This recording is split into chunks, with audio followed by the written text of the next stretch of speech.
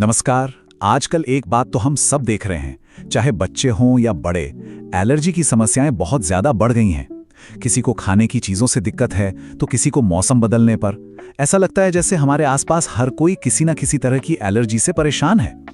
तो सवाल यह है कि आखिर ऐसा हो क्यों रहा है?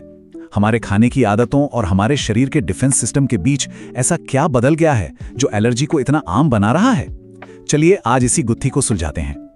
तो क्या ये बस एक इत्तेफाक है या सच में एलर्जी एक बड़ी और आम समस्या बनती जा रही है? जरा सोचिए, हमारे आसपास ही कितने लोग मिल जाएंगे जिन्हें अचानक से किसी खाने की चीज से एलर्जी हो गई, जबकि बचपन में उन्हें कोई दिक्कत नहीं थी। ये सिर्फ हमारा वहम नहीं है, ये एक हकीकत है जिसे पूरी दुनिया में महसूस किया जा रहा है। ये आंकड़ा देखिए, ये सच में चौंकाने वाला है। अकेले अमेरिका में ही लगभग 8% बच्चों को किसी न किसी तरह की खाने की एलर्जी है। और ये कहानी सिर्फ एक देश की नहीं है, दुनिया भर में एलर्जी की समस्या लगातार बढ़ रही है। मतलब साफ है कि ये अब एक ग्लोबल हेल्थ चैलेंज बन चुका है। तो चलिए शुरू करते हैं हमारे पहले हिस्से से। हम इसे बढ़ती एलर्जी की महामारी कह सकते हैं, क्योंकि इसका फैलाव कुछ वैसा ही है। और ये समझना बहुत जरूरी है कि ये सिर्फ हमारे जीन्स का मामला नहीं है, कुछ और भी है जो हमारे शरीर में गड़बड़ कर रहा है। तो ये एलर्जी इतनी तेजी से बढ़ क्यों रही है? देखिए, पिछले कुछ दशकों में इसमें एक जबरदस्त उछाल आया है। वैज्ञानिक भी मानते हैं कि इतने कम समय में सिर्फ जीन्स नहीं बदल सकते। कुछ लोग हाइजीन हाइपोथेसिस की बात करते हैं, मतलब हमारा माहौल इतना साफ सुथरा हो गया है कि हमारे इम्यून सिस्टम को छोटे मोटे कीटाणुओं से लड़ने की ट्रेनिंग ही नहीं मिल रही। लेकिन एक और बहुत बड़ी वजह है हमारा मॉडर्न खाना पान। जिस तरह का खाना हम आजकल खा रहे हैं वो हमारे शरीर के डिफेंस सिस्टम यानी इम्यून सिस्टम पर बहुत ज्यादा प्रेशर डाल रहा है, और यही प्रेशर सिस्टम में एक तरह की कंफ्यूजन पैदा कर रहा है। अच्छा, तो अब आते हैं सबसे जरूरी सवाल पर। हमारी रक्षा प्रणाली, हमारा इम्यून सिस्टम आखिर इतना कंफ्यूज क्यों हो गया है? ये क्यों उन चीजों पर हमला कर रहा है जिनसे इसे कोई खतरा ही नहीं है? चलिए इस गड़बड़ी के पीछे के मैकेनिज्म को समझते हैं। इम्यून सिस्टम की खराबी का मतलब क्या है, इसे एक आसान से उदाहरण से समझते हैं। सोचिए, आपके घर का एक सिक्योरिटी गार्ड है जिसका काम चोर उचक्कों को बाहर रखना है, लेकिन किसी वजह से वो कंफ्यूज हो जाता है और आपके दोस्तों और मेहमानों को ही दुश्मन समझकर उन पर हमला करने लगता है। अब जब वो मेहमानों पर हमला करेगा तो घर में क्या होगा? शांति की जगह हंगामा मच जाएगा। एलर्जी भी हमारे शरीर में मचा हुआ कुछ ऐसा ही हंगामा है। हमारा इम्यून सिस्टम खाने जैसी हानि रहित चीजों को ही दुश्मन मानकर उन पर हमला बोल देता है। तो देखिए, जब इम्यून सिस्टम सही तरीके से काम करता है तो वो हमें बीमार करने वाले वायरस और बैक्टीरिया पर हमला करता है। वो शरीर को असली खतरों से बचाता है। लेकिन जब इसमें खराबी आ जाती है तो यही सिस्टम हमारे लिए मुसीबत बन जाता है। ये खाने जैसी बेकसूर चीजों पर हमला करने लगता है, जिससे शरीर में खुजली, सूजन या सांस लेने में तकलीफ जैसी एलर्जी वाली प्रतिक्रियाएं होती हैं। तो ये कंफ्यूजन या खराबी शुरू कहां से होती है? ज्यादातर रिसर्च और सबूत एक ही जगह की तरफ इशारा करते हैं, हमारी आंत यानी हमारा गट। जी हां, हमारे पाचन तंत्र का ये हिस्सा ही वो ग्राउंड जीरो है जहां इम्यून सिस्टम की ये सारी गड़बड़ी शुरू होती है। ये बात जानकर शायद हैरानी हो, लेकिन हमारे शरीर की 70% से भी ज्यादा इम्यून कोशिकाएं हमारी आंत में ही रहती हैं। इसका मतलब ये हुआ कि हमारी आंत सिर्फ खाना पचाने की मशीन नहीं है, बल्कि ये हमारी पूरी रक्षा प्रणाली का हेडक्वार्टर है। और अगर हेडक्वार्टर में ही कुछ गड़बड़ हो जाए तो जाहिर है उसका असर पूरे शरीर पर पड़ेगा। हमारी मॉडर्न लाइफस्टाइल की एक बहुत बड़ी प्रॉब्लम है लगातार खाना। सुबह उठने से लेकर रात सोने तक हम कुछ न कुछ चबाते रहते हैं। जरा सोचिए, अगर आपसे कहा जाए कि आपको दिन रात बिना रुके काम करना है तो क्या होगा? आप बुरी तरह थक जाएंगे और आपसे गलतियां होने लगेंगी। हमारी आंत के साथ भी ठीक यही होता है। लगातार काम करने से वो थक जाती है और अपना काम ठीक से नहीं कर पाती। इसका नतीजा ये होता है कि आंत के अंदर जो अच्छे बैक्टीरिया होते हैं उनका बैलेंस भी बिगड़ जाता है।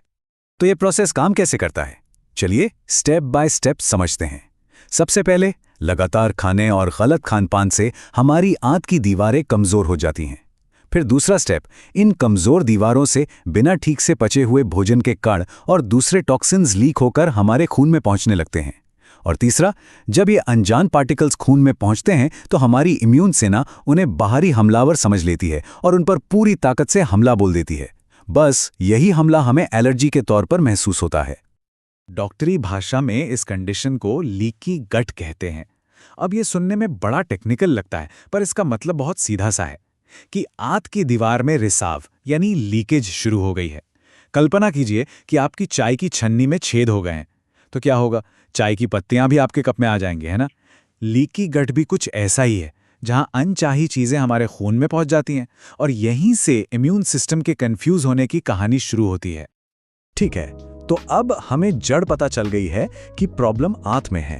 तो चलिए अब उन चीजों पर नजर डालते हैं जो इस समस्या को और भी ज्यादा बढ़ा रही हैं। ये वो खाने की चीजें हैं जो इस आग में घी डालने का काम करती हैं और हमारे इम्यून सिस्टम को और ज्यादा भड़काती हैं। हमारे मॉडर्न खाने में 3 बड़े विलन हैं। पहला, फूड एडिटिव्स, जैसे कि खाने को लंबे समय तक ठीक रखने वाले प्रिजर्वेटिव्स, तरह तरह के रंग और आर्टिफिशियल मिठास। हमारा शरीर इन्हें पहचानता नहीं और बाहरी चीज समझता है। दूसरा है जरूरत से ज्यादा चीनी, जो हमारे ब्लड शुगर में तूफान ला देती है और इम्यून सिस्टम को थका देती है। और तीसरा है अनहेल्दी फैट, खासकर ट्रांस फैट, जो शरीर में अंदरूनी सूजन को बहुत ज्यादा बढ़ा देता है। अब जब हम लगातार ऐसी चीजें खाते हैं तो हमारे शरीर के अंदर मानो एक हल्की हल्की आग हर समय जलती रहती है। इसे क्रॉनिक इन्फ्लेमेशन कहते हैं। इसकी वजह से हमारा इम्यून सिस्टम 24 घंटे हाई अलर्ट पर रहता है, जैसे कोई जंग चल रही हो। और सोचिए, जो सेना हर वक्त लड़ती रहेगी वो थक जाएगी, तनाव में आ जाएगी और उससे गलतियां भी होंगी। वो अपने पराये में फर्क करना भूल जाएगी। इतनी सारी प्रॉब्लम्स की बात हो गई, तो क्या इसका कोई हल भी है? अच्छी खबर यह है कि हाँ, बिल्कुल है। और यह हल बहुत ही सीधा साधा और सदियों पुराना है। यह है उपवास की शक्ति, या आसान शब्दों में कहें तो अपने पाचन तंत्र को एक जरूरी ब्रेक देने की कला। जब हम उपवास करते हैं, चाहे वो इंटरमिटेंट फास्टिंग हो, जिसमें हम दिन के कुछ घंटे कुछ नहीं खाते, या फिर हफ्ते में 1 दिन का उपवास हो, हम असल में अपने पाचन तंत्र को एक बहुत जरूरी छुट्टी दे रहे होते हैं। ये वो टाइम होता है जब उसे लगातार खाना पचाने के काम से फुर्सत मिलती है और वो अपनी सफाई और मरम्मत का काम कर पाता है। तो ये आराम देने से होता क्या क्या है? देखिए, ये हमारे पाचन अंगों को रेस्ट देता है। ये आंत में अच्छे बैक्टीरिया को फलने फूलने का मौका देता है। रिसर्च बताती है कि ये शरीर में उस पुरानी सूजन को कम करता है जो सारी समस्याओं की जड़ है। और तो और ये इंसुलिन जैसे उन हार्मोन्स को भी बैलेंस करता है जो सीधे सीधे हमारे इम्यून सिस्टम के काम से जुड़े होते हैं। ये बात बिल्कुल सही है। कभी-कभी शरीर को ठीक करने के लिए सबसे अच्छी दवा कोई गोली या टॉनिक नहीं होती, बल्कि सिर्फ उसे आराम देना होता है। उसे अपना काम खुद करने का, खुद को हील करने का मौका देना होता है। उपवास हमें ठीक यही मौका देता है। चलिए, तो अब तक हमने जो भी बात की उसे फटाफट समेट लेते हैं। हमने प्रॉब्लम को समझा, उसकी जड़ तक गए और एक मुमकिन समाधान पर भी बात की। तो इस पूरी बातचीत का निचोड़ ये है कि हमारे खाने की मॉडर्न आदतें, जिसमें बहुत ज़्यादा प्रोसेस्ड फूड, चीनी और एडिटिव्स हैं, और साथ ही हर समय कुछ ना कुछ खाते रहने की आदत, ये सब मिलकर हमारे इम्यून सिस्टम पर इतना ज़्यादा बोझ डाल रही हैं कि वो कंफ्यूज हो गया है। और यही कंफ्यूजन एलर्जी के रूप में हमारे सामने आ रहा है। और इसका हल क्या है?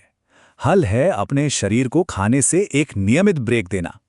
ऐसा करके हम उस अंदरूनी आग को शांत कर सकते हैं, अपनी आंत को खुद को ठीक करने का समय दे सकते हैं और आखिरकार अपने इम्यून सिस्टम को शांत और संतुलित कर सकते हैं, ताकि वो अपना असली काम, यानी हमें असली खतरों से बचाना, ठीक से कर सके। तो अंत में एक सवाल सबके सोचने के लिए छोड़ जाता हूं। हम हमेशा यही मानते हैं कि खाना हमें ताकत देता है, लेकिन क्या आज का खाना वाकई हमें ताकत दे रहा है या फिर हमें बीमार कर रहा है? शायद इस सवाल का जवाब सिर्फ इस बात में नहीं छिपा है कि हमारी प्लेट में क्या है, बल्कि इस बात में भी छिपा है कि हम दो निवालों के बीच अपने शरीर को कितना आराम देते हैं। क्या खाते हैं ये तो जरूरी है ही, पर शायद कब खाते हैं ये भी उतना ही जरूरी हो गया है।